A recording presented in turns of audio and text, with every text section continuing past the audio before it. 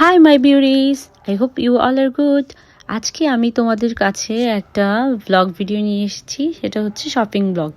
আর এখানে সব makeup item shopping করেছি আমি, যেগুলো আমার কাছে এখন ছিল না। যেহেতু উইন্টার, আমার মেকআপ লুকটা ডুই অ্যান্ড গ্লোই হওয়ার জন্য যেসব প্রোডাক্ট আমাকে হেল্প করবে, আমি ওই কোয়ালিটির প্রোডাক্ট পারচেস করেছি। অ্যান্ড হ্যাঁ, কোত্থেকে পারচেস করেছি একটু পরে তোমরা দেখতে পাবে।